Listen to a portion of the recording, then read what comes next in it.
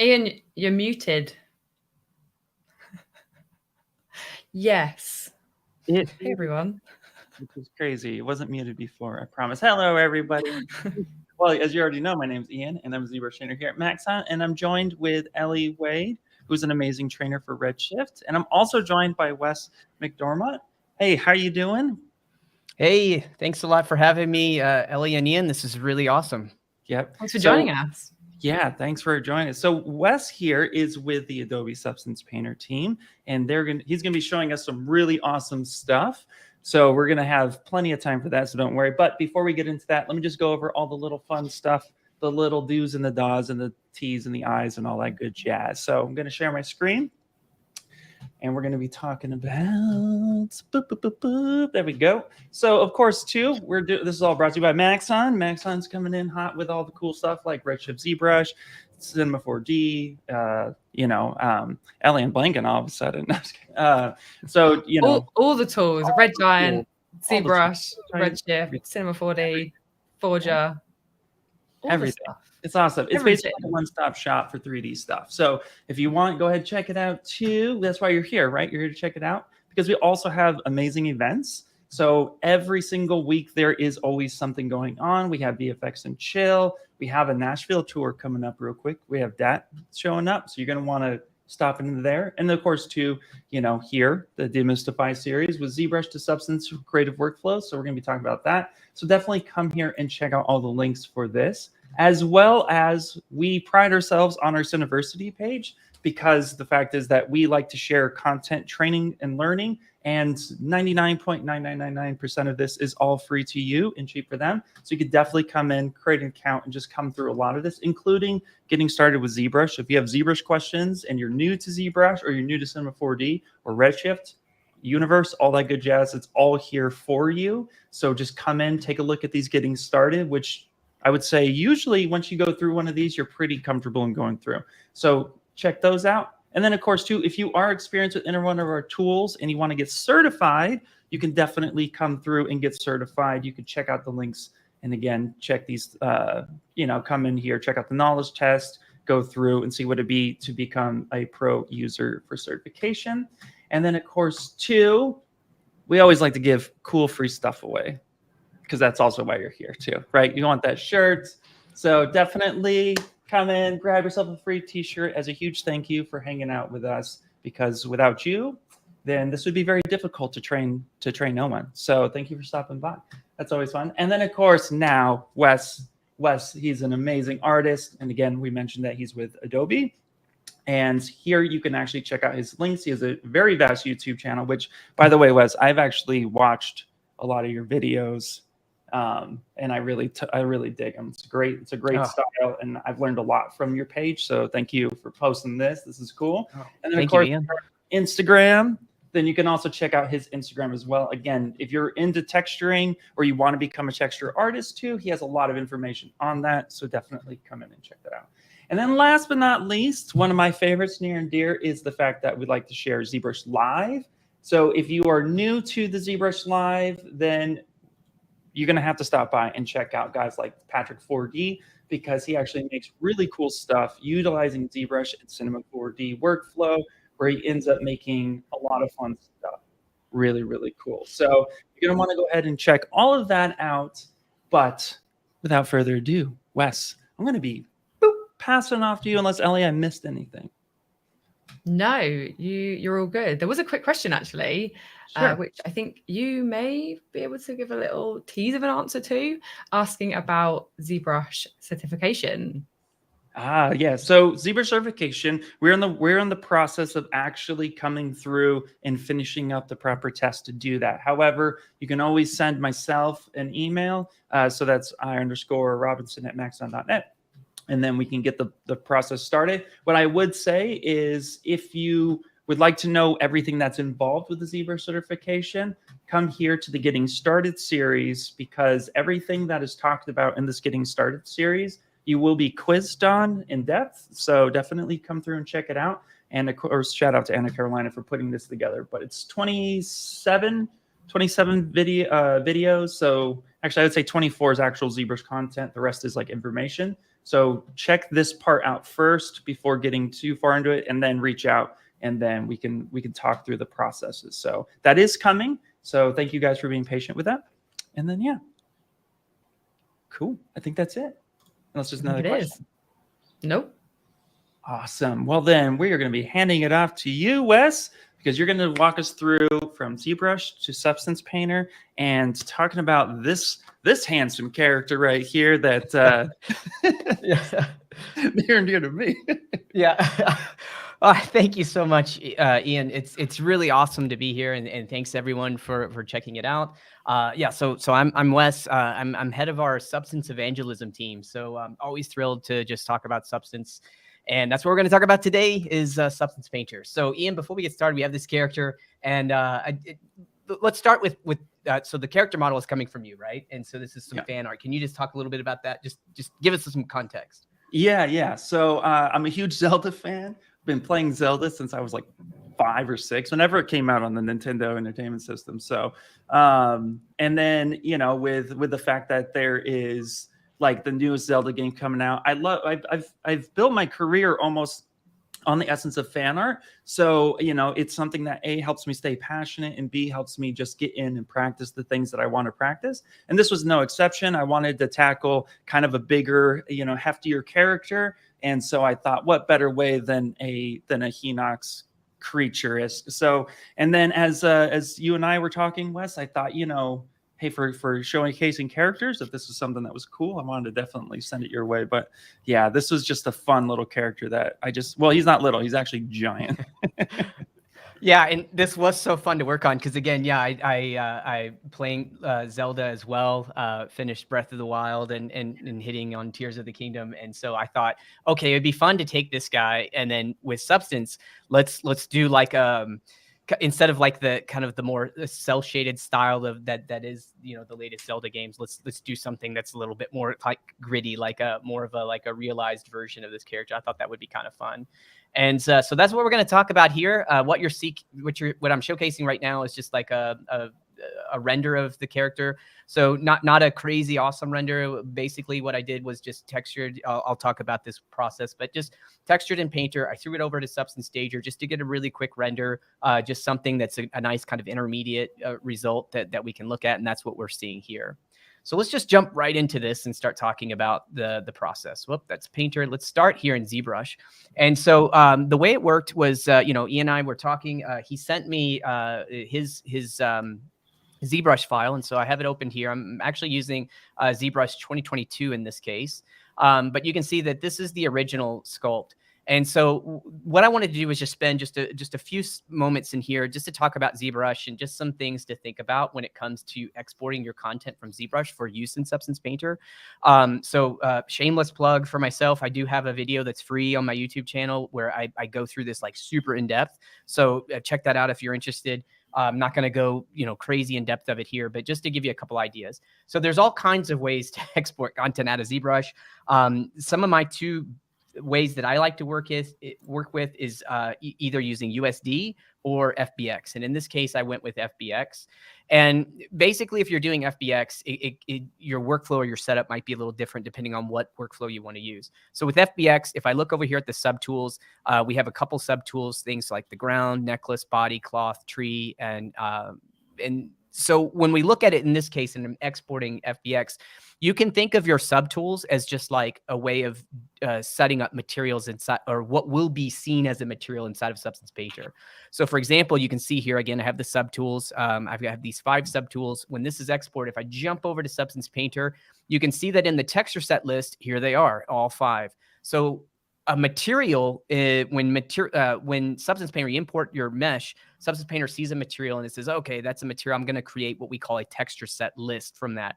And so with the texture set list, again, think of it like a material ID, but like, for example, I have body. So each texture set list is going to have its own dedicated layer stack associated with it. And that's what we're going to walk through here today. So that's one thing to keep in mind. Like when you're organizing your ZBrush projects, sometimes it makes perfect sense just to divide everything up based on subtool, and whatever texture set you want in Painter, just make that a subtool here inside of ZBrush, and it works really well. Like, so for example, I can look at this and go, okay, well, there's the body. Maybe I want to use like UV master, something to create UVs.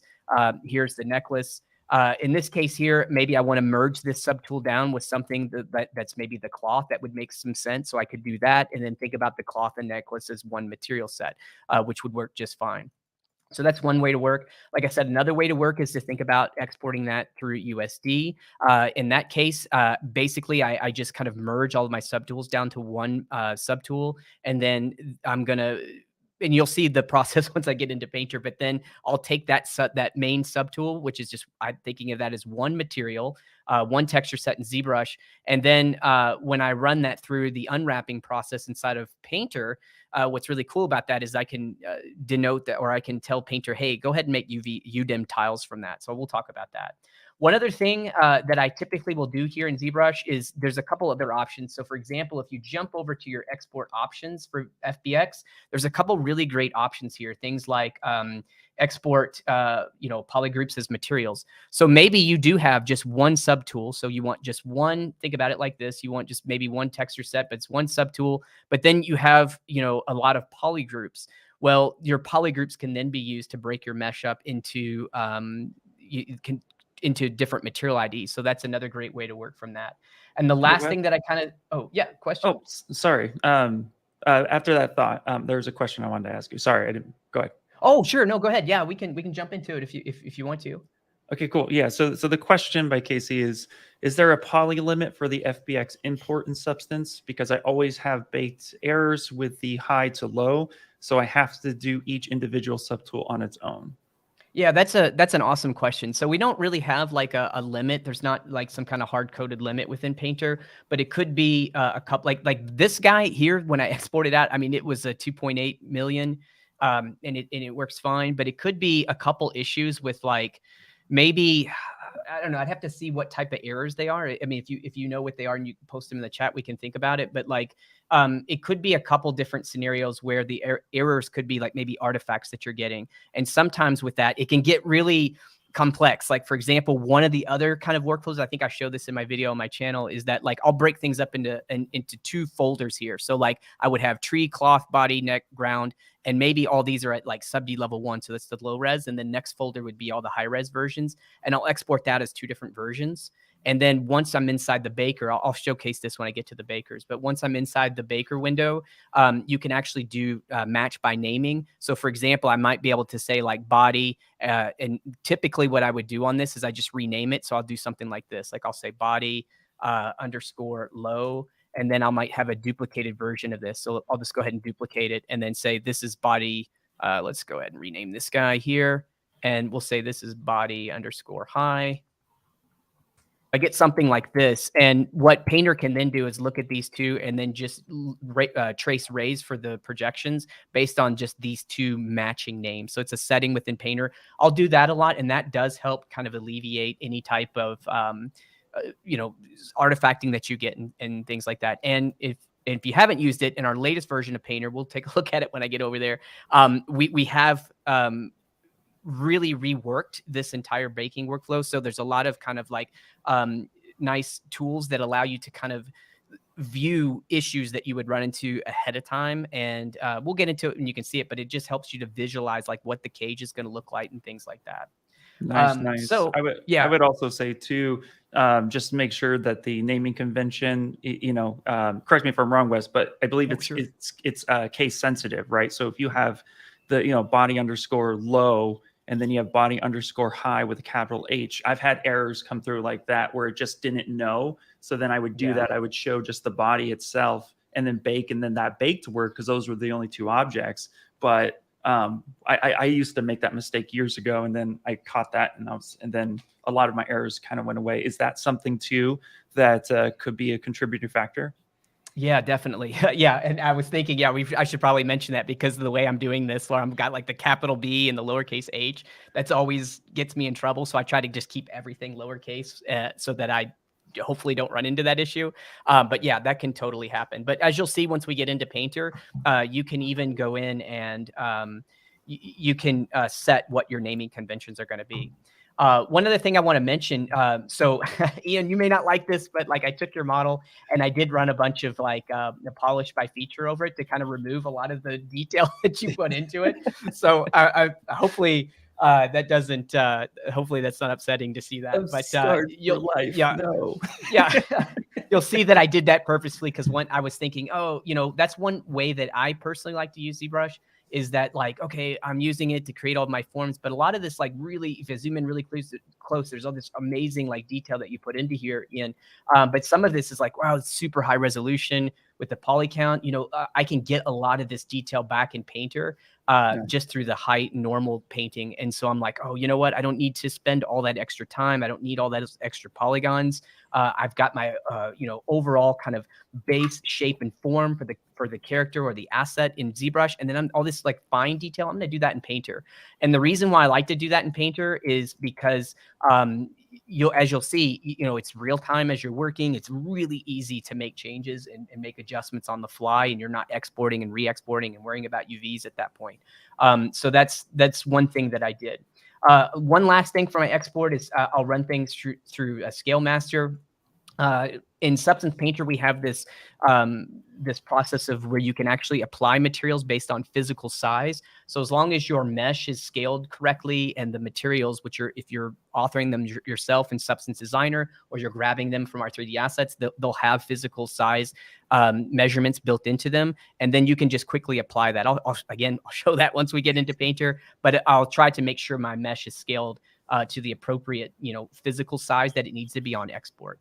So now that that's done, let's finally jump over here to Substance Painter. And here I have the asset. And as I was mentioning, Ian, you can see here that on this body, so I'm just working on the body texture set.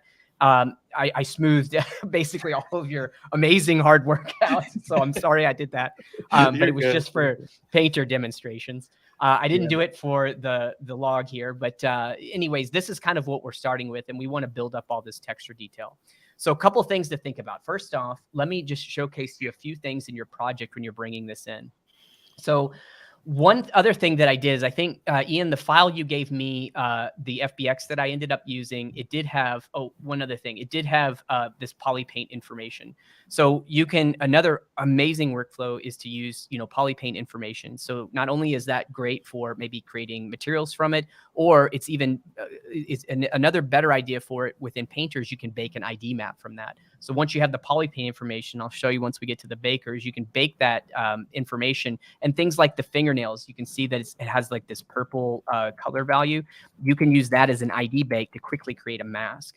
So in the FBX that I have, I accidentally deleted all the PolyPaint information, but then I was like, I'm going to leave it. It's okay, because then I can show another way that I like to work in Painter as far as generating masks. But that's another way of using this information as PolyPaint. So yeah, back in here, you can see that, you know, I didn't have the UVs that were coming from the mesh. So right off the bat, I was like, you know what? I'm going to just showcase how Painter can use the UVs. So this becomes a great workflow. I may be working inside of ZBrush. I'm not worrying about UV stuff. I'm like, hey, you know what? Painter's just going to do it for me automatically. So if we look at our options here, you can see that there's options for seams, UV islands, and then packing. And then you have these options. Like, for example, I set it to recompute all. So it's essentially going to look at the entire mesh, and it's going to make the seams, going to do everything. But maybe there's scenarios where like you can generate missing data. So if you do have some seams on the mesh, it'll use that to create, you know, seams. Or let's see, if I use generate missing data for the UV islands, I could also say, hey, generate data from that. And then the packing, I could say generate missing data, or just recompute all. So maybe there are UVs, but they're not packed very well. So I can maybe just use, you know, generate missing data only. So it's going to leave intact some of the UVs, but then I'm saying recompute all of the packing. So that could be an option. You also have things like your margin size, and then you have UV island orientation. And so this has some different settings here. So just so you know, like if you have it set to rotate freely, which is what we have by default, this is really good for organic type characters like this. What it's going to do is it's really going to maximize the UV packing so that you get the most texel density you possibly can. So it's really great for that. Although when you have something that's kind of hard surface, maybe it doesn't do so great. So we do have this option here to align with 3D mesh. And so this option is maybe not going to give you the best packing, but it might lend itself to a little bit better for something that has a lot of hard edges or that's more hard surface in nature. And you can kind of try either or. But in my case, I just left it like this, and I did do the recompute all. So something else that's really great here is that you do have the capability, if you wanted to create UV tiles. Now, it doesn't show up here because I need to enable UV tile workflow if I want. I didn't do it in this case. I'm just using a traditional material texture set. Again, I loved the way it was broken up inside of ZBrush with the subtool, so I left it at that. But if you have this option, you can then go into your options. And now this is really great because not only will it undo or unwrap the model for me, but it'll also go ahead and create these UV tiles or a UDIM workflow for me.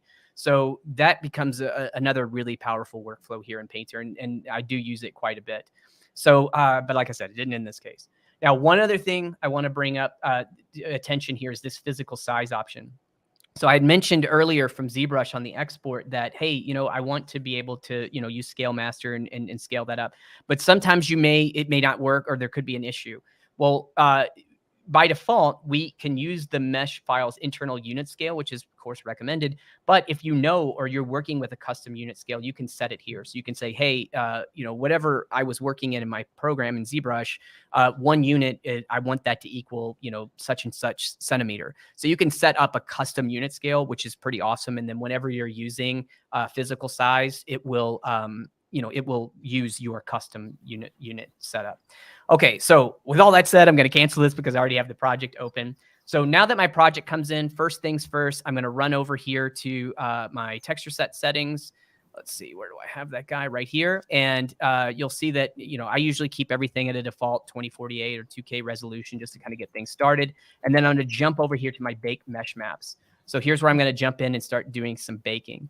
And so this, what you're seeing here is our new baking. I mean, it's maybe a version or two older, but this is allows us to really kind of help visualize what we're looking at. And there's a lot of these baking visualization tools that are in here. So if I turn this off, you know, this is what we used to be able to deal with. But now we can come in and we can look at things like, hey, show to me what the high definition mesh is. And it's going to colorize. You can pick whatever color you want. The cage surface is what you're showcasing here. And then your cage surface opacity, and as well as, you know, being able to compute things like what, you know, show me any missing seams on hard edges and things like that. And I can notice, well, right here in the eye, if I zoom in super close, I can see there's a little bit of an issue, but it's not a problem. But overall in the mesh, because this is an organic surface, you know, typically wouldn't have a problem with that. It's all one smoothing. It's all in one kind of smoothing group. But if you are working with hard surface asset, anytime that basically if you have a UV split, you would need to have a corresponding smoothing split with padding with that. Or if you have a hard smoothing split, I'm sorry, I said it wrong. You need to have a UV split with padding. And so this will actually highlight for you anywhere where you have a hard, like a smoothing split, but the UVs are welded together. And that's always going to cause you a baking artifact. And you can visualize that here in the baker right off the bat before you even do anything. So with that said, what I did for this project was I went in for each of my objects here in the common settings. I set my output size to 2048, and I just baked for myself world space, ambient occlusion, curvature, position, and thickness maps. For my ambient occlusion, I always bump the secondary rays all the way up. Same thing here with my curvature. I bump the secondary rays up. And then sometimes I'll play around with this sampling radius. You know, I left it at default for this particular project, but if you want to maybe get a little bit more information around the curve, you can just sample, you know, increase that sampling radius here. No change really. Oh yeah, for the thickness, I just set the rays all the way up just to get, you know, the most quality that I could. And then I just baked everything from here. So if I return back to my baking mode, this is kind of the asset that we started with. So now what I want to do is just start running through the process of creating all the textures and how, you know, just giving you guys some just tips and tricks on how all this stuff kind of works together. And so what I start with is this guy right here. Let me just turn off this, and I'm going to go in and just start turning off all these layers here. So bear with me for just a second. We're just going to turn off all these layers. Go through this guy step by step. Nice. Just a second here. While you do that, I was typing out an answer to a question, but I'm going to go ahead and actually just quickly mention it real fast. But this person asked if ZBrush modelers position props like the character is holding currently. And so the answer to that question, it really does depend on the project, because this character was never going to be animated, and he was posed. And the idea was, you know, he's just kind of in position. I chose to leave him in that state. But if the character is going to be animated, then a lot of times you might find that a lot of pipelines will suggest you texture the prop by itself independently and then pose it later, because then that's gonna go through a whole rigging process. So it really does depend on the workflow, but ultimately it's up to you. I myself have taken individual props that had its own ZBrush file for a toy, brought it into Substance, still did all the Substance work, and then later combined the scenes. So it is really up to you. The idea is whatever makes your workflow easier, I would say. But typically, again, it's project dependent. So just yeah, whatever you think is best for the project you're working on, or whatever the team is guiding you to do, I would follow those regulations or rules or pipeline suggestions. All the things. Awesome. So what I did on this guy was I started with a smart material I call skin, and I had created this on a previous project, and I'm actually going to open that project hopefully if there's time to kind of run you through a couple other little things that I thought was fun about that. So I had this guy already saved, and that's one of the things I love about Substance Painter is that, you know, you can start with a, you know, a base smart material, but I want to break this guy down completely. So within skin, there's lots of layers, and then I have a base layer. So thinking of the base layer, first thing I do is I start with, it's right here, just a fill layer. And so this fill layer is just kind of the base overall color. And if I take a look at my properties here, you can see that, you know, I'm just setting up some base values. I have my color, I have just an overall kind of starting roughness here. Now I'm going to start adding details, and I love to work this way in Painter. I start everything with the fill layer, and then I'm masking. And I like to do that because that gives me the flexibility of kind of working more procedural. I've been with the Substance team for a long time, way back when we were algorithmic, and I come from the original days of when we just had Substance Designer. There was no Painter. And so that process is still kind of embedded in my mind. So I tend to kind of work like I'm in a Substance Designer graph inside a Painter. And I love that the Substance engine allows me to kind of do that. So that's just kind of my mentality. So for example, I want to add another layer I call base fiber. So if I turn this on, this is what it looks like. I'll zoom in really close, and you can see that I'm just going to go through the process of starting with my color, and I'm going to start just kind of breaking this guy up quite a bit. Now, one thing I will note that I probably should do, because if I'm talking about Substance Designer workflows, one of the things that I really like to do first is start with my roughness information and my bumpiness. And I did not do that in this case. So it's like I'm breaking my own rules, so to speak. But I tend to find that, you know, if you have something that's kind of gray and you really start to nail that roughness map information first, and you get that, then that is going to be, you know, everything else will kind of fall into place from that. Now, Substance Designer really is great at working that way. Substance Painter, yeah, it's a little different because it's a layer-based workflow. So you'll notice here, if I turn on my roughness information slider here, my roughness map, you know, I'm not really getting a lot of great information yet on that. So we're going to kind of just look at color first in this particular case. So like I said, let me get back into that, and let's start with my first layer. This was my second layer. So I start with a fill layer, and then I do a mask. And then within this mask, I can just Alt left click on the layer mask, and it's going to show me that mask. And then I have a grunge map in here.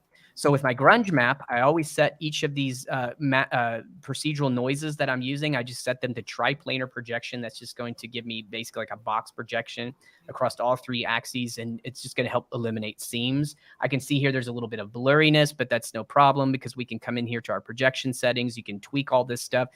You can even come down into this hardness slight value and just kind of move, and you can see I can adjust that. So in my case, that's a little bit too blurry. I probably should have tweaked it. I didn't. I was, you know, being lazy, but probably leave it more like that would be fine.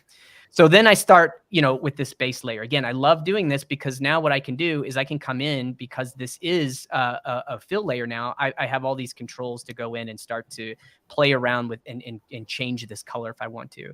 Now, something else that I'm doing here that I would say is not the best way is that I did leave all these channels enabled, and it's basically overriding stuff. I don't need that. Really, the only thing I need is just this color information, because what I'm doing here in this process is you'll see I'm layering a bunch of colors together, and I'm kind of thinking about this kind of optical mixing of color values. So you'll notice that I have my base color, I have my fill layer on top. I'm using a blending mode of overlay, and then I'm just playing around here with my opacity setting just to kind of blend all that stuff together. So then, you start to get one level of that. Let's go to the next one. I've got kind of a warm pass. So if we look at what this is doing for the warm pass, it's just starting to add just some information here. So again, I'm just working with mask. I build this up by first starting with just a fill layer, which is the thickness map. So I bake this thickness map, and here's what it looks like from Substance, from the Substance Painter Baker. Then I run a levels on top of it to invert it, and then I can start to play around with these levels. And then I want to break everything up. So every time I do some type of layer like this, I then want to break it up with some kind of like procedural noise. So here I just grab the clouds, multiply, drop my opacity, and I'm just kind of breaking this up. Then I'll hit M on my keyboard to go back to my material mode. And now I'm starting to just slightly add, let me turn off that widget there. And I'm just adding a little bit of like kind of warmth to some of these areas. So now we'll come up and we'll add like a cool pass. It's very subtle, but you'll notice that as we start to build this up, this is where we're going to get our result. So this is what the cool pass looks like. Here again, I'm using a fill. I grab the ambient occlusion to get all the occluded areas, ran a levels on it. And it looks like I didn't do anything, but I could if I want to tweak this now. That's the best part about working here in Designer. You can see that, oh, I want to stylize this a little bit more. So let me just play around with the maybe my mid value here on my levels and just crank a little bit more of that cool value in there. So no problem. Now I have a yellow layer. This is kind of like the thin layers of the characters. You can see I tried to like go in and paint a few things now at this point. So on the yellow, I have my mask, and you can see it's a terrible mask, but I just did a paint, grabbed a paintbrush here. If we look over at our paintbrushes, we could grab any brush. I usually kind of use this Dirt 2 brush here and go in and just start to kind of paint some information here. And what I'm doing is just adding a little bit of this kind of yellow tint to some of the more bony areas. And then I'll go in and kind of break that back up. So that's the yellow area. Then I have some base splotches. And so this is another fill layer on top. Again, I'm just using screen, layer opacity, same kind of song and dance. It's a mask with just some noise on top of it. And again, with my noises, I'm always setting these guys to triplanar. And let's look at another layer here, which is another splotches copy. So I put that over top, just duplicated the layer and then just tweaked my overall kind of scale for this. So you can see that I tiled it twice. On the bottom one, it's tiled 8 times. So just, breaking that up. And then I have this red fibers pass. This was copied from my other smart material. And you can see well, it's not really red. It's more of this kind of purple pink for this character. But what this is again, another mask. And I'm using this ratio scratches. So that's what this looks like. Just kind of giving all this kind of like fibrous feel to the skin that I'm working on. And then once this is kind of done, so you can see I'm just getting this information together, throw a curvature pass on top of everything, and it looks like this. So this is my curvature from the bake. I use a fill, grab that curvature, run a levels on top of it, and then I can do, maybe something like this here.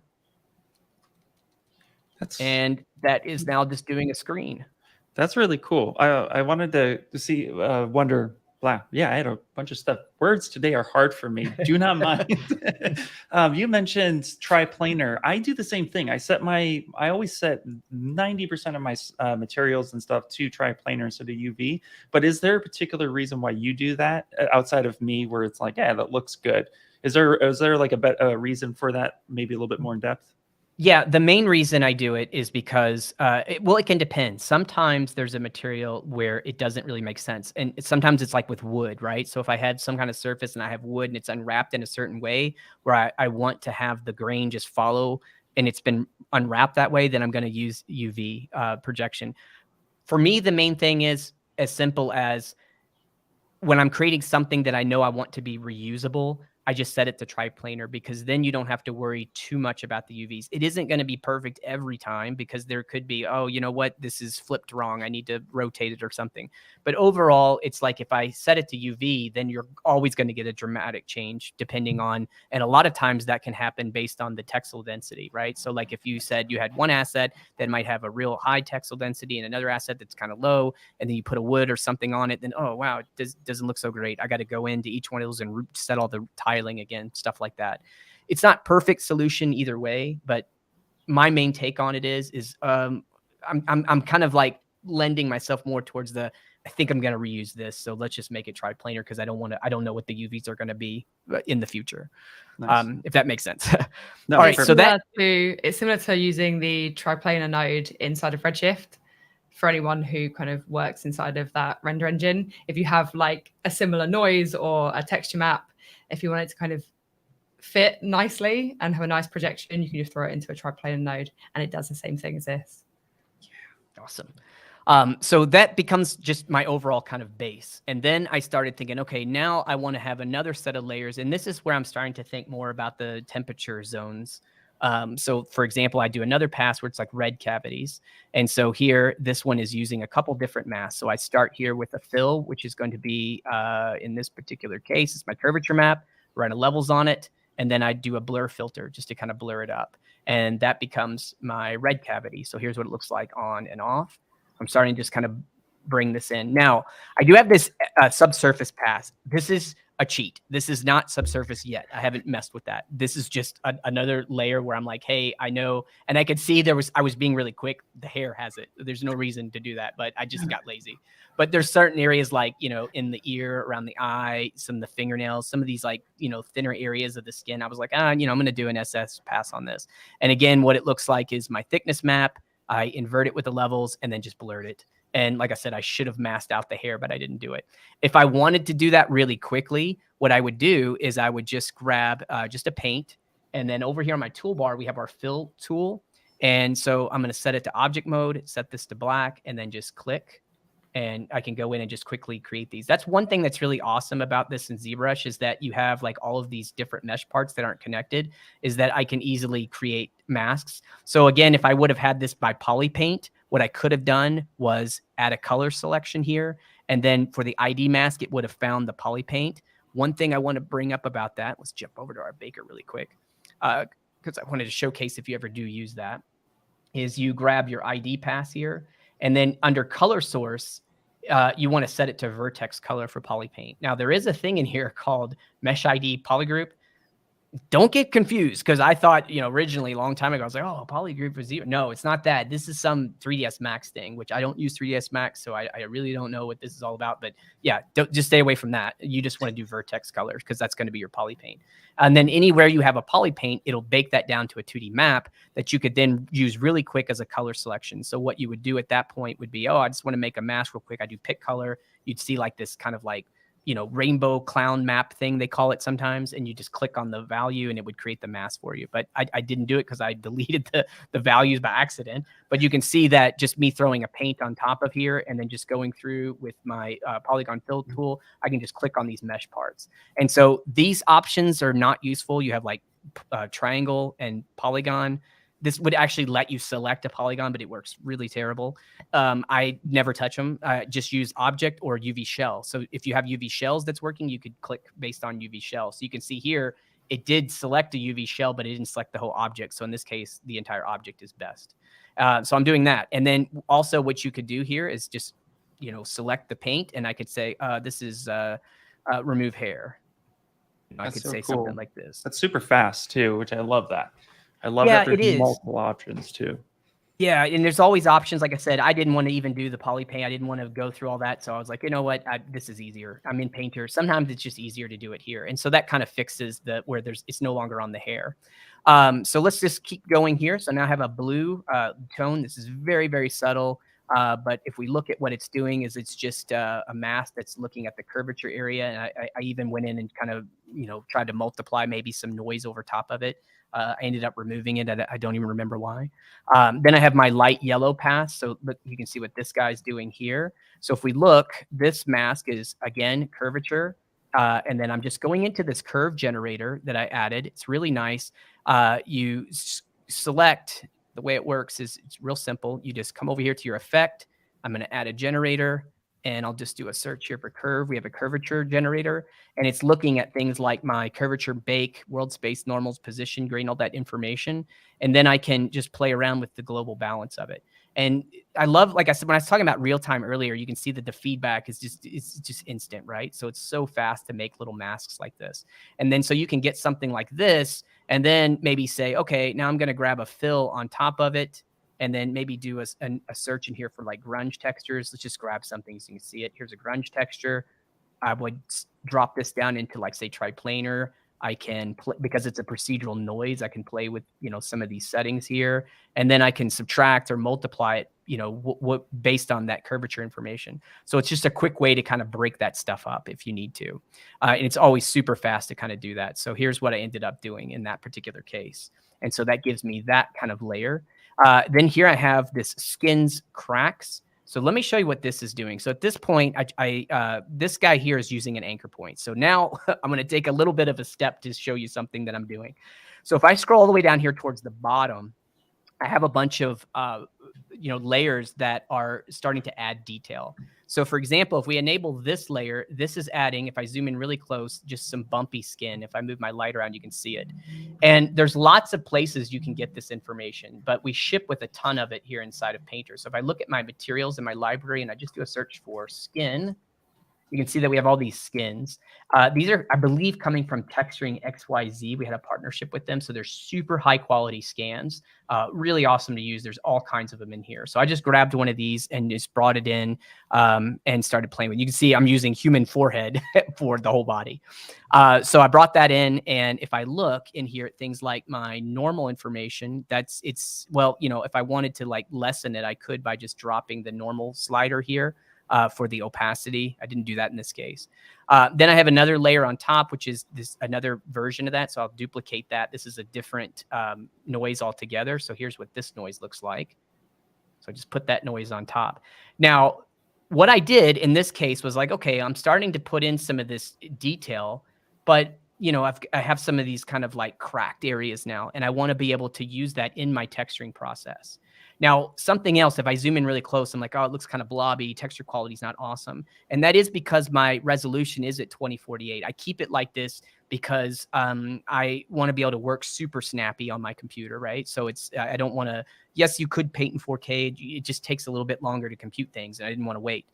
But that's the beauty of Substance, is this is non-destructive. So I don't have to worry about like, oh, this looks a little blurry when I zoom in. If I can actually click on this button now and I could just promote this to 4K resolution. I'm not going to do it because it takes a few seconds here. And you know, I don't want to take any extra time, but we'll do it later. But like, you know, I could bump this up, and what it does is Painter will then, it takes a look at everything I'm doing in my history stack, and it'll be like, okay, this is why it takes time. It's going to go, oh, wow. Okay. Well, how about I just redraw all of this stuff at this new 4K resolution. So it's not like in Photoshop where you do like an image size and you upscale. It's literally redrawing all this information. So when I say 4K, you get a real 4K image. So I know in Substance, I don't have to worry about it. You know, it's going to be awesome like when I need it to be. But right now I can just be, you know, super loose with it and just, you know, let you know, work fast. So then I have another option here with some wrinkles that I added. And then I did a little bit of stuff here with my lips where I just went in and just hand painted some stuff. It looks really crunchy and terrible right here because I didn't take time to work through it. But let me just show you a couple things with it. So this here is the lips. It looks terrible, right? So I'm going to show you a kind of a neat technique. So what this is doing is it's using my height information. So I'm going to dial in my height information, and let's come into this paint. I'm going to turn it off, and I'm going to create a new paint within here. So now I have a paintbrush. Let's go over here to my brushes, and I'm just going to select like this hard surface brush. I'm going to jump over to my alphas, and we have an alpha in here for Thorn. So this is kind of like the Damien standard brush at this point. And then, you know, if I go in, I'm painting with a mouse right now, so that's going to be terrible. But let me show you. I can cut into this, right? And so I'm just kind of cutting it. It looks really bad. If you use a Wacom pen, it's going to be a lot better. But similar to ZBrush, I will say not as awesome as ZBrush, but there's a lot you can do here. So you can come in and you can say things like, okay, well, you know, I want to, you know, work with all these different jitters, but mainly I want to be able to use pen pressure for the flow and all that kind of stuff. Just similar to what you would do. So what I do in that case is also one thing I'll mention here is the UV resolution is not amazing on this particular case at this value. So let's look at what that looks like. So if I go to my 2D split view, this is the UVs that were generated for me by Substance Painter. So like I said, I didn't do any unwrapping inside of ZBrush. I could have spent more time, but in this case, what I'm looking at is the process of saying, hey, I'm going to create this, and it's like a concept. I'm working really fast. I'm going to get these base UVs. I'm going to work, get everything. And then later, if I want to use like maybe Cinema 4D or another application to like unwrap, you can always, once that unwrap's done, you can always come over here to edit and go to your project configuration, re-import the mesh that has the new UVs, and it will, there's an option here for when an import saying is preserve stroke positions on mesh. And what it'll do at that point is it'll reproject your paint strokes to match the new UV layout. So you can change the UVs later and not worry about losing. One caveat to that is if you're painting something really specific right in the 2D view, that stroke will not project. It needs that 3D data. So that's why everything I do is painting in the 3D view. So that's why we're running into a little bit of texture resolution issue. But I'll show you a technique that I do is I'll go in and I'll kind of paint this guy. And here, I do have my Wacom pen is over here. Let me see if this will work a little bit better. So if I go in and I'm just kind of painting like a little bit of information like this. And again, I don't have my desktop set up really great, but so I'm just kind of painting this in using the Wacom pen. Okay, now what I'll do is I'll get something as a base, and then on top of this guy, I'll go in and add a filter here and then grab a blur. And then if I just play with that blur just slightly, you can get something that's a little bit, let's see, let me set that to like 0.12.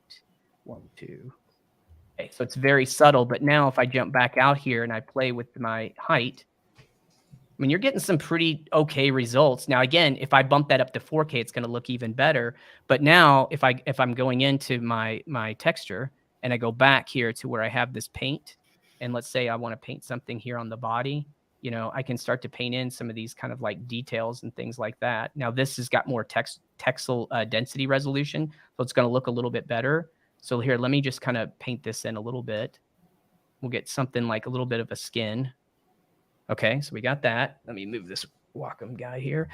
So we'll zoom in on it. Now you'll see that this is going to look a bit better if I go in and I just start to slightly kind of blur this a little bit more. And then I can play around with kind of my height information. And there we go. So you're getting some, you know, some nice kind of detail in here, but it's super fast, easy to work with. I can erase, I can mask this, I can do all kinds of stuff. There's no geometry involved in it. Now, I say that, but if we wanted, because we're working in height, I could jump over here to my shader settings, tessellation, and we do have tessellation settings. So if I set my scale and gave it, this is probably going to blow everything up because this already has a lot of resolution to it. But you can increase your scale amount and then increase your subdivision count, and this will subdivide the mesh. Nothing as awesome as ZBrush, but it's just like doing a tessellation on the shader. But already I'm getting some nice kind of, you know, detail right into here. But once you have that, you could then say export mesh, and you can choose to export with tessellation, displacement and tessellation, and even recompute the vertex normals on the mesh. So you'll get a new geometry from that. Again, it's not a sculpting application like ZBrush, but what it is good for is quick little things, and I use it all the time. It's super helpful.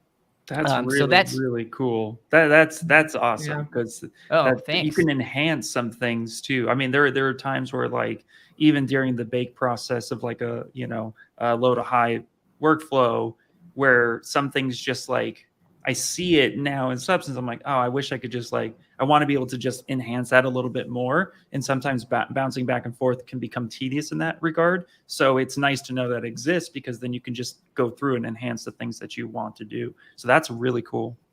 Yeah, it is awesome. And like I said, I'll use ZBrush for like I did these quick little pass on the knees. Again, I didn't work really.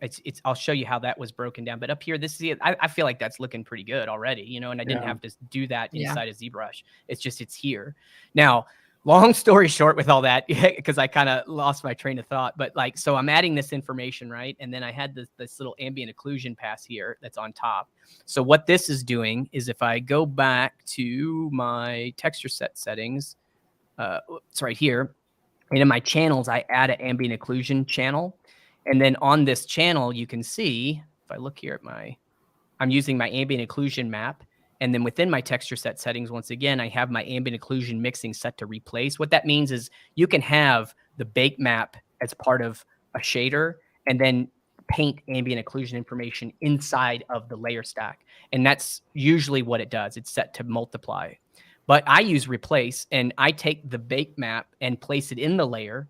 So now it's in the layer, and then I can use that to fix things. Like I have an AO fix up in here somewhere.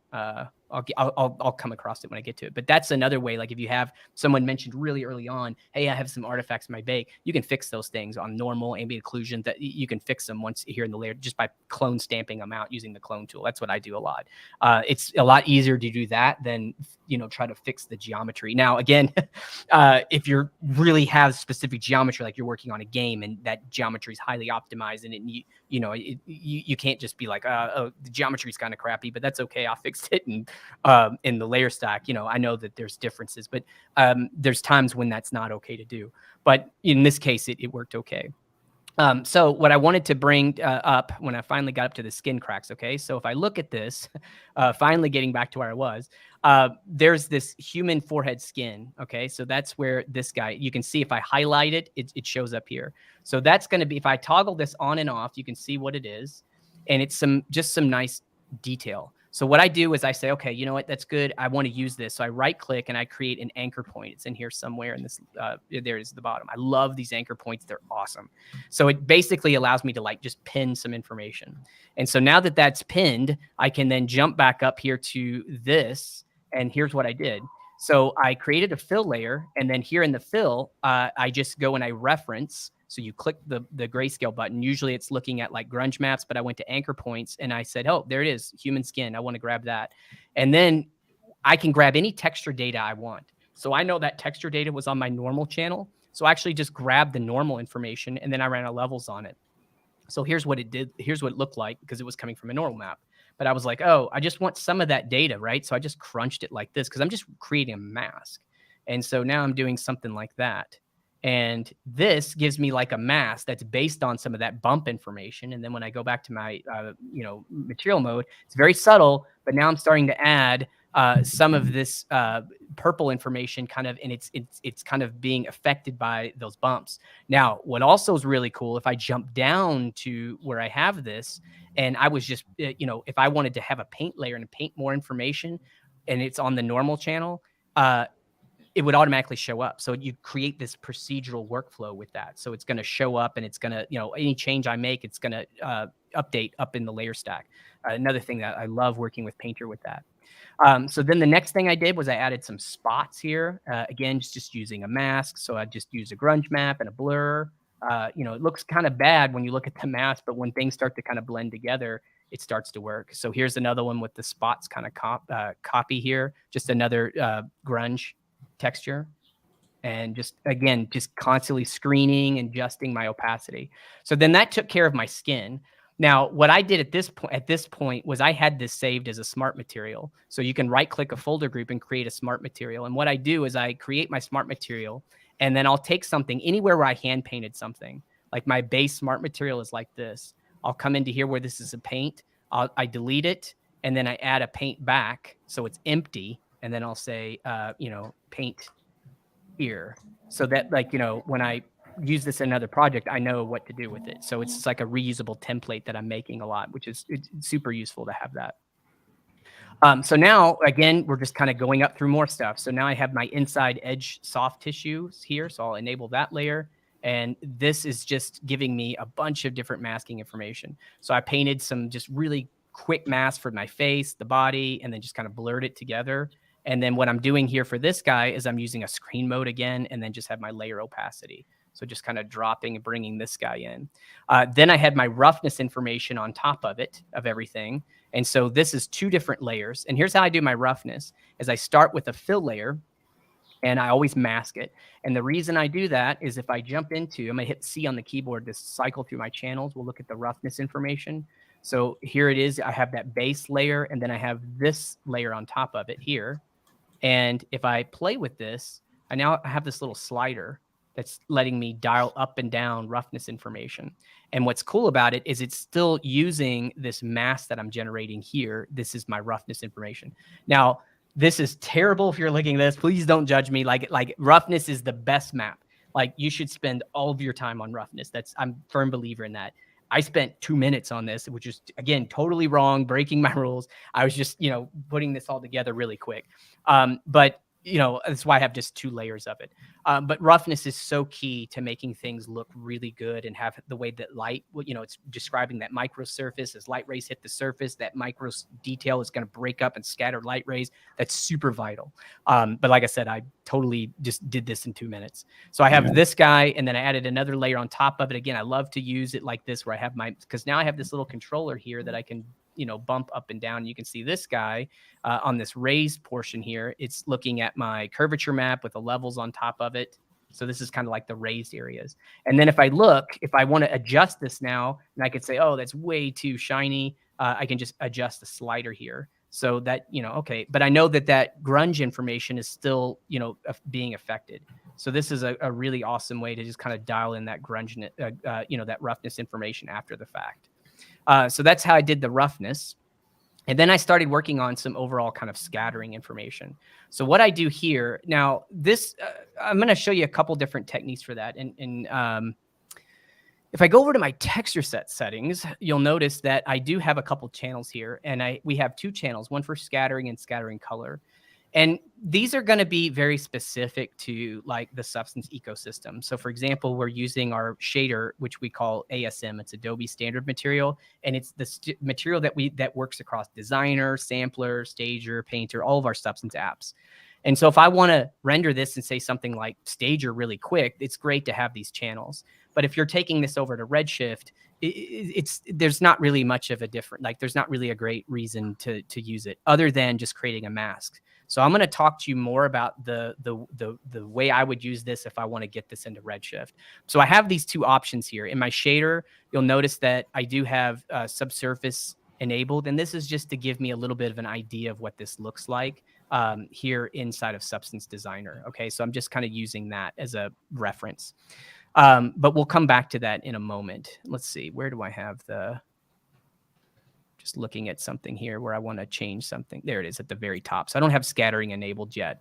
So we'll get to that. All right. So next thing is I started just to kind of texture the hair. I'm going to skip a few of these things that I don't think are super awesome to talk about. It's just, you know, a couple fill layers and some masks, real easy.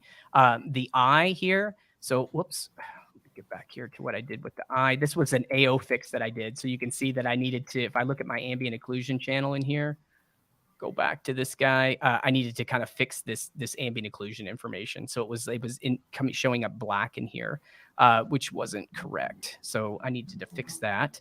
Let's see, my cornea is on. Hey, okay, we had a question pop in real quick. Oh, sure. Just real quick to Oliver, I'll answer that question at the end of the stream, just because we're talking about 3D printing, so I can cover that.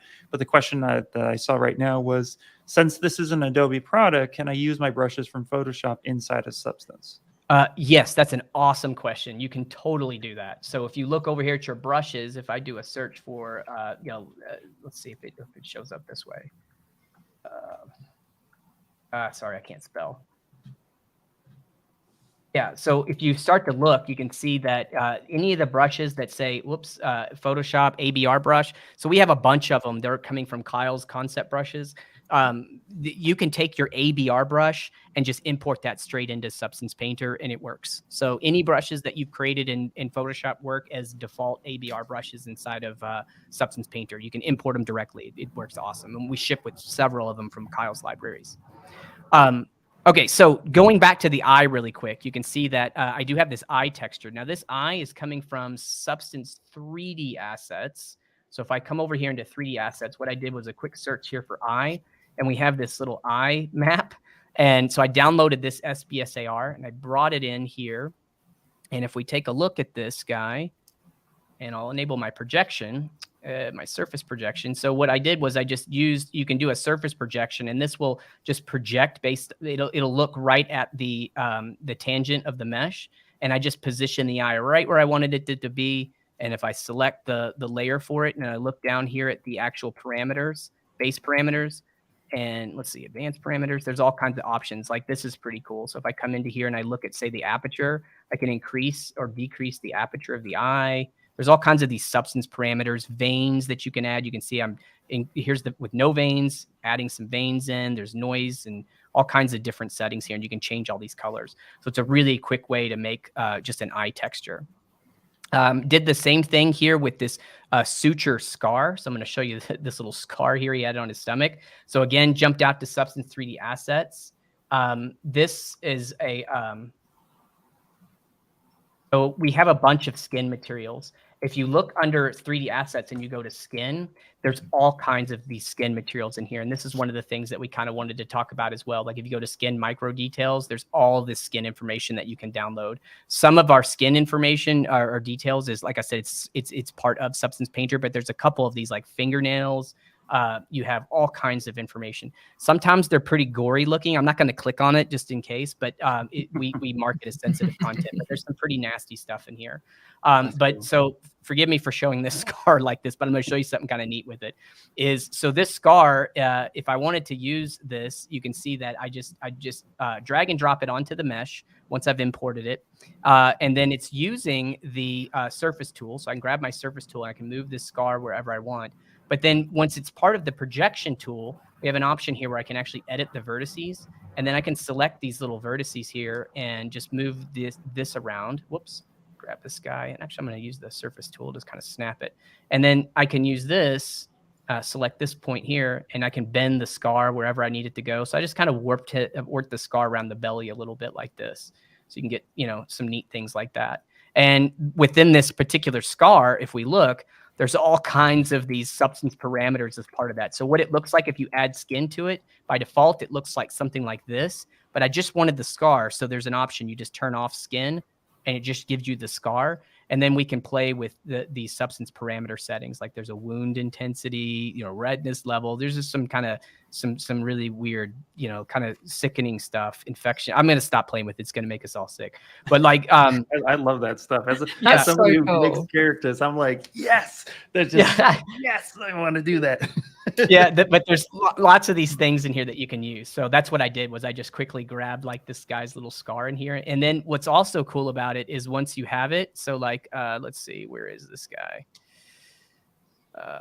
Right here. I just added it and then I have a little paint on top of it. So in my mask. So what I did in this case is I did a right click and I choose to create, instead of a black mask, which is masking transparent, I use a white mask, which is like a holdout mask.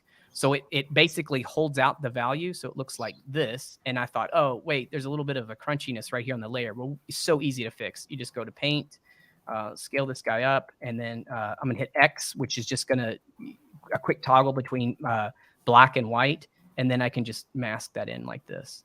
So it's like super fast. Just put that into the, just because the edge was I just want to feather that edge in a little bit. So it's just so quick to do things like that in Painter. Done, and it's completed. Then I had some things like the tongue, the teeth. These are just materials that I imported from 3D Assets and applied them. So here for the teeth, you can see that in this case, I'm using this one here is using our cylindrical projection. So that's what it looks like here. And I can move this in and out, scale it. So basically I just took a material and just mapped it like that. Right. And then I have here my scattering. So now I'm getting to the actual scattering part of it where I enable this here. And this is what I kind of wanted to talk about moments ago, was heading towards this. So a couple things here. So I have a scattering layer. And if we look at what this is, it's a fill layer. And I have scattering and scattering color enabled. And then I have this scattering value. So if I set this to like, say, 0 or black, there's no scattering taking place.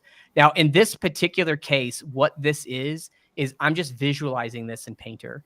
It's not super helpful with like Redshift because, the shaders are different. It's not really helpful, but it's just a way, like, I did render this inside a stager really quick. So it was helpful for that.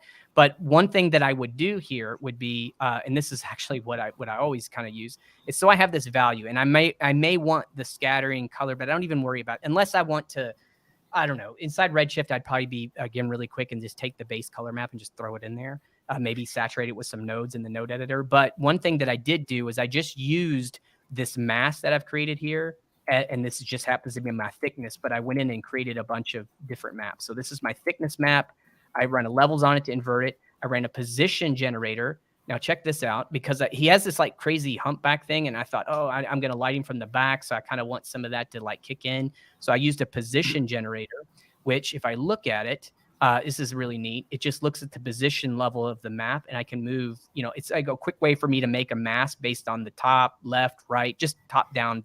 Really awesome for creating like dust. And I'll show you another option where I use this in a second. But see, I just add a little mask there, put it to lighten mode, and then I went in and painted out a few areas. Like, well, I don't want the eye to be affected in this particular case, so I painted that out. The teeth and the hair, I just subtracted that down. And then fix the feet a little bit, really, you know, horribly quick. But I get this, right? So once I have this mask, you can just right click on it, and then you can choose to export. You can copy it to a clipboard or just export it to a file. And that's exactly what I did, scattering mask, and use that in Redshift. Now, there is a plugin that I actually created, and it's called here. You can, if I enable it, this gives me a little tool. And what this guy does, I'm just going to show it to you because I make this freely available. And it can be helpful. So let's say I have lots of layers that have a bunch of different masks. Well, what I might do is I could control click a bunch of different layers. And then if I click this export mask button, and it's giving me an error because what I need to do is come over here to my window, my toolbars, export mask here. It's docked somewhere, but there it is, the very bottom. So let me just pull that off. Oh, sometimes it gets stuck. Whoops. All right, bear with me for just a second. Let me do this guy here. Toolbars, export masks. Whoops. Sorry, everyone. Real quick. We'll try this one more time. No, you're good. You're good. Export masks. Window. Export masks. Okay, there it is. And then I just pull it up. Okay, sorry about that. So what this does is it's a quick little tool. Like, it's, hey, I want you to export a PNG at the document resolution, or you know what, export the PNG. I wanted it like 2048, no matter what. I set an export directory. So this could be like somewhere, maybe it's, if you're using like the content browser in C4D, it could be like a watch folder or something. You throw it in there. And then once it's set up for your project, all you need to do is just select the layer. It's going to error because it's going to give me an error. I didn't set it, but it would be like, oh, select the layer, and then just click the button, and boom, it exports it. And then you're done. You don't have to worry about it. So then when you're in Redshift, you would have that mask ready to go. So I use that quite a bit. And sometimes you're scattering. You may have several different layers where you're doing really complicated masking. And then you could do something like this, like select all the layers and then just click the button. And it's just going to export just the mask. So that's kind of a workflow that I like to use. But if you don't even want to go through that, you could always just right click and export that to a mask file. So overall, you can see that we're starting to get everything together. Now, one other thing that I'll do, you'll see that I have this value here, what's going on with that. So something else that we'll do, and this is a real powerful way to work in Painter, is if I grab a filter and I do a search here for like HSL, and I can just grab this filter and drag and drop it to the layer stack. What it does when you do something like that with a filter, this little drop down allows me to select a channel, but it isn't allowing me to select a channel in the sense that I'm going to edit this channel, right? Because like a fill layer is basically like a box, and inside that box is all the channels that you're painting to create your PBR material. Now, every channel has its own blending mode, set of blending modes, and its own opacity settings.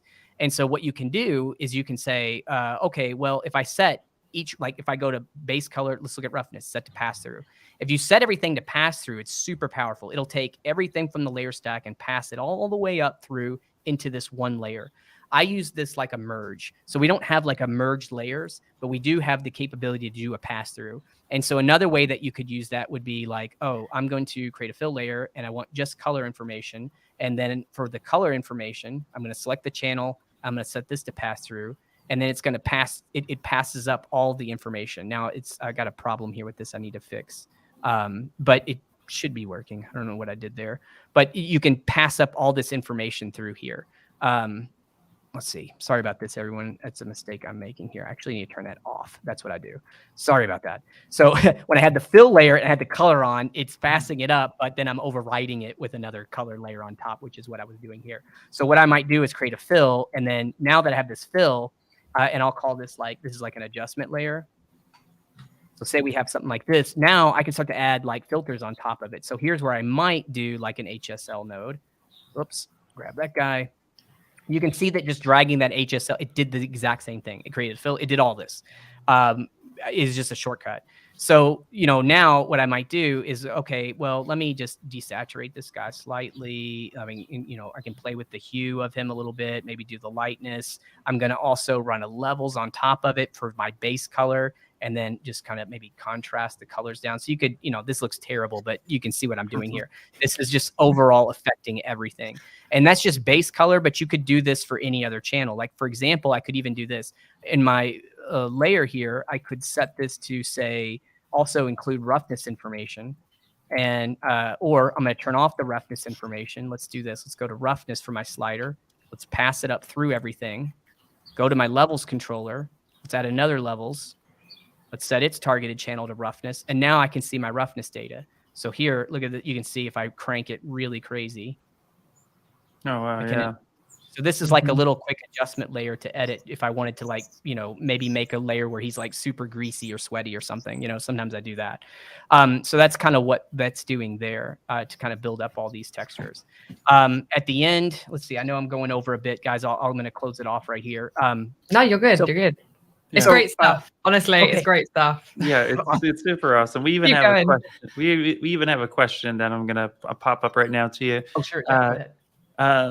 So Stout Fella asks, if I want to show damage to a character, is it possible to export the scar only as a mask or alpha channel, or does Substance export do the whole skin texture?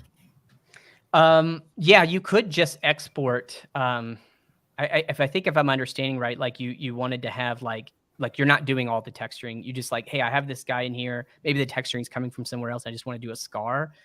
You could have it to where like you just have like a fill layer or something on top of everything. Let's see. I'm in the cloth. I'll go to the body. Yeah, you could do that. I think if I'm understanding the question correctly, like what I might do. I think like, just to elaborate maybe a little bit more as I'm understanding it, the scar, pardon my voice just broke. The scar itself that you made, because the way you did it and stuff like that, they just want the scar only now that it's set. But you have it attached as a skin texture. Is there a way to just pull that off and just export the scar? I think what you could do, it depend on a couple different ways. Like say I could do this right here. What I'm doing right now is maybe just export it like this, where I have my layer and I turn off the the skin, and maybe I'm just exporting my map like this, where I have base color, and when I export the base. So if I look at I'd have to turn everything off. But if you look at base color right now, you have gray in the scar. But if I didn't have the other textures and I just had the scar, there would be transparency to it. So you could just export the scar and it would have transparency. If you export as a PNG, you could do that. That'd be one way. Another way would be like if I go and look at where I have my scar, and it's not masked because it is actually using that. So here, let me find out where that is right here. So notice that I'm not using a mask for this particular. Well, I am. I have my white mask, but if I alt left click on it, I'm getting this kind of mask. This was just that quick mask. So in this particular case, I think what I would probably do is just export without the other textures, and then you could export it. It'd have transparency built into it. So for the alpha channel, for the color, and then you would get like a PNG that would just be the scar. I think that would probably be the quickest way I would do it. Because in this particular case, this mask is not creating the mask for the scar. It's built into the substance material with this value. With this control here that says, let me find there it is. With this control that is right here, this add skin. So like if I turn that on, you don't get the scar. You're getting like a pre-multiplied skin texture that's generic. But if I turn it off, I'm just getting the scar, but it's overlaying it with transparency. So I'm sorry, a long story short there, if you just export just the scar and none of the other layers and just have the scar layer, it would export and you would have transparency built into it. So I think that would be the easiest way. Would that be just the base color, or would it have like any like bump or height information in it as well? Or would you have set up separately? No, you could just when you export, and we'll talk about that, but if you go to export textures, I would export it as like just the PBR channels by default, and it'll export base color, metal, rough, any of the channels that are enabled, height, all that, normal, it'll export all that, but the base color channel will have transparency with it. And then like if I was plugging that into Redshift, I'd just pull that alpha channel off if I needed to mask the other channels or something. Cool. Wow, that's really, really cool. Awesome stuff, man. Yeah, yeah. With Painter, it's so easy to like do. There's so many ways to do things. Like there's like just there's always another answer. Like you're like, oh, I should do this or that. A couple other things too to showcase. Like one of the things that I added onto this guy at the very top was like, let's see, I had was that level. Oh yeah, I had some of these, like the nails were easy. Yeah, so this is where it really starts to come together like this. So this is a layer that I use quite often. So this is a fill layer, and you can see that I just give it like a dirt value. I increase, see if you could, I increase the roughness. I turn off scattering, and it's nice because in the scatter, the way everything is blending together, so it affects the masks that I'm creating. So when I export my mask, this dirt is also going to be included into that when you look at my scattering, because the scattering's up here towards the top. So this mask is being controlled by that dirt as well, which is kind of interesting. Or I actually, in this case, I think I might need to multiply it back in. Oh yeah, I think I do need to do that. No, it is. It is in here, right? Because it's all black, I think. But anyways, I'll show you if it's not doing it. Let's look at that real quick. So I come back into here. It's just the dirt generator. And so here I can just drag this guy up and down and just add some dirt. And it's looking at the occluded areas. You can do contrast, grunge amount. So here's something I might want to do. Like, oh, I've got this dirt and I want this dirt to like affect, I didn't do this, but I'm going to do it really quick. I have this dirt mask and I want this to affect the scattering, right? Because maybe, the dirt is including some of that scattering. So what I might do at this case, since I have this mask and the scattering is above it, I need to maybe anchor this down to my dirt mask. And then if I jump up here to where I have my scattering, so this is my scattering, right? So at the end, I'll add a fill on top of this guy. I'll grab my anchor point, grab my dirt. So now I have my dirt, and then I can just, multiply this down into it. So now that dirt, or if I do a subtract, I always forget which one it should be. It's one of these two. Yeah, this one. So then like now the dirt is breaking up the scattering. And what's really cool about that is if I jump back to the dirt, where I had it in here, and I start to mess with it, it's going to update the scattering because now they're linked. So it's just a really, really great way to kind of link things together. I love using those anchor points, but so that's what that's doing. So I probably should have done that to begin with. But now the dirt's kind of breaking that up. Like he's got like this dirt mud caked over him that's going to affect the light scattering. So I probably should have added that to begin with. So that's kind of how the dirt works. That's super cool. Because I can't type. Casey asked how many polygons was this model. I believe I sent it to you at like just under 3 million total points. So yeah, it was not super high and considered for ZBrush, but yeah, I would say it's relatively high for Substance, if that's fair to say. Yeah, and it's good. Like Substance can handle all this no problem. And what's really cool about it is, even though it is, if I go into my display settings, we can look at the there's an option in here, so I can show mesh wireframe. So if I zoom in, you can change color on this and adjust the opacity. But because of how dense it is, and say I do want to paint some height information, it works really awesome for that. So because we do have all this nice dense information, and if I paint like some height, and I can try to do that really quick. Actually, let's just see about that. So like if we jump over here, let's do something like this on top. So I'm going to create like another. Whoops. Let's go to the body. Yes, it was decimated for that question. It was decimated. I believe the original model before decimation subdivided was just under 40 million for all the textures and information that I sculpted.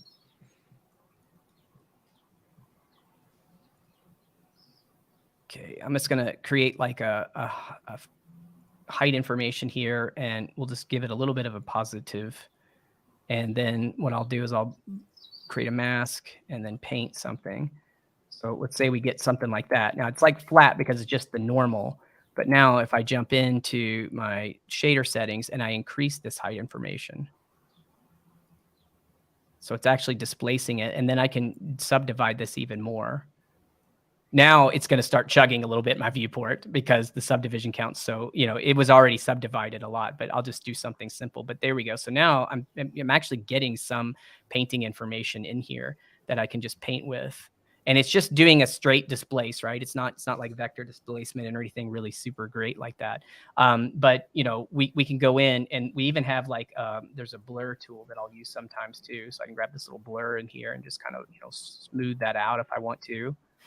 You know, but it's really cool to be able to create just a little bit of information into this guy. Now, also I can say, oh, you know what? I don't want that to be positive. Let's bring this guy up and let's just push it into the surface. So I can, you know, just play around with some of these settings here. You know, it's fun because you're getting this displacement, but then you're also kind of doing kind of a little bit of a Photoshop workflow as well, you know, because like now I'm like, you know, playing with levels and just affecting the, you know, getting stuff like this. And then, like I said, sometimes I'll add like a blur on top of it, but it gives you a kind of a neat way to do, you know, some of this kind of work here.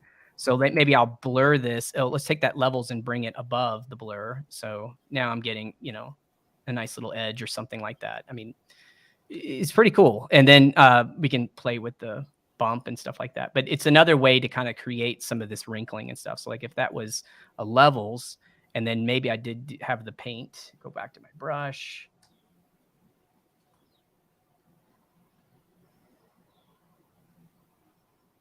This guy, oh, shape dorm was already in there. And then, you know, if I'm kind of going in and kind of painting these values, and again, I need to use my Wacom brush here. But yeah, you can go in and just, you know, slowly just kind of build up some of this textural data on that skin. But now you're actually kind of displacing it a little bit. And it's kind of, you know, you can get some really nice results here. And like I said, if you want to export that back out as a displaced mesh, you can do so by just going to File, Export Mesh, and then include displacement and tessellation.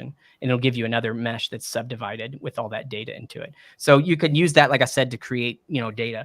The caveat with it is that it is going to matter about your texel density and your resolution. And then you can see here the eye blew up because it's displacing everywhere. So what you'd probably want to do is, so that this shader is applied to all of the materials. But what you can do is like, so for example, well, in this case, probably what I want to do here would be to say like, okay, I want to mask this, right? So I'm going to grab a paint tool. I'll grab my fill and then just click on the eye here. Let's see, go like something like that. Got to get him fixed.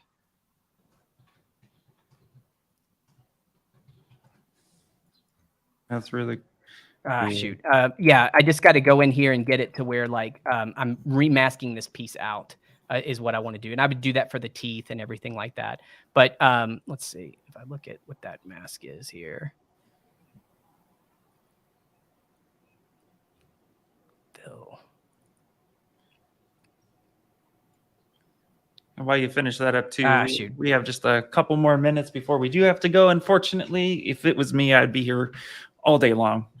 But oh yeah, that's no problem. But yeah, but this is super, super awesome. And again, you know, hopefully, well, it seems everybody in the chat has been really digging it. And you know, again, this was something that we really wanted to showcase, you know, the workflow between ZBrush and Substance Painter, because it's very common. And so no, this has been so eye-opening. And even still, like there's some tricks that I'm gonna go practice and play with as well that even I didn't do. So great stuff. Yeah, it's personally been like one of my favorite sessions to be a part of. I've kind of been sitting here quietly, taking it all in. Yeah, thank you so much for showing all of this like great stuff. I'm definitely going to be adding this to my workflow like as of right now. Oh, that's awesome. Thank you guys so much. And then I guess just to close it out really quick, like we didn't talk about it, but if you needed to, you just export your textures. And then we have like all these templates. And we support like every renderer that you can think of. Redshift is in here. And with Redshift, you can just export PBR Metal Rough, but you can even create your own presets. Here you have access to all the input maps, mesh maps. You can convert maps if you need to, and you can just build up your own export presets. And then when you go to export, you just choose what preset you want. Actually, the Redshift preset might not. Yeah, there it is. So you just do RS material and you're ready to go. And that's it. You got your textures, hook them up, and ready to render. That's super, super cool. There was a question a while ago that actually, let me see something real quick. I do wanted to just come through and reshare my screen real fast to answer a question about displacements from Substance, especially if you're doing something for 3D printing. So real also quick. quickly, whilst you're getting that ready, Ian, Wes, Jay was wondering, is there anywhere that's really great or to find like a getting started in or with Substance? Like I know we talked about your YouTube channel. Is that, would you say, probably the best place if you're sort of looking to get started and start like an intro to Substance? Oh, maybe? well, I wouldn't say that. So on my channel, like I don't have any getting started tutorials right now. It's more advanced things, but like I would Okay. go to the Substance 3D channel. We have tons of getting started material there, courses and everything. Also, one of the things that I really like is there's Gumroad. There's lots of these prolific, really amazing artists, like, you know, working in like AAA studios, and they have lots of courses. Sometimes, you know, well, they cost, but they're not expensive. But I've always enjoyed watching those. There's lots of these courses on Gumroad. ArtStation, there, if you go there, you'll see there's lots of really awesome artists who are making tutorials and selling on there, and they're really good too. There's so much stuff to get started with Painter. But if you want to just jump in really quick, I would say go to the Substance 3D channel. We have a getting started Painter for that. It's like a little, I think I actually did that one. So it's like a little robot, and you've got that. And I would just start there really quick. Nice. Perfect. Thanks. Nice. I'll just link that in the chat for everyone as well. Okay, cool. No, that's super cool. All right. So to answer the question about, you know, displacement maps or bringing in height information from Substance back into ZBrush because you want to do some 3D printing, and you've done a lot of that information over in Substance. So the easiest way, and the way I've been doing it a lot, is I'm going to show it on the sphere here. But of course, obviously, you're going to need UVs. But what you'd want to do is go up to your texture. So you're going to want to go to texture map first, and you're going to want to be able to just create a new texture. And then from here, you're going to want to go into displacement map. And then, of course, too, you're going to want to import your displacement wherever you have. I have one right here. It is a TIFF file. So I'm going to go ahead and send that in. And then from this point forward, I'm just going to increase the intensity of that displacement. So you can see now that that information is coming through.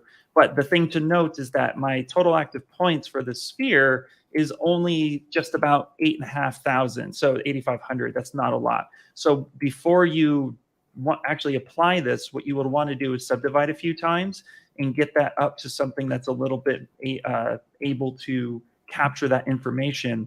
And now we're at like 2.1. So from there, then you would just hit apply displacement map. And that's going to go ahead, and if I just turn this off for a second, you can see here now, I actually have the displacement applied. Now this is actually pretty extreme case, like this is pretty high. So you would want to come through and actually do some sort of adjustment, you know, kind of just play with the intensity a little bit. And then, of course, hit apply when you're done. And now you have that information there.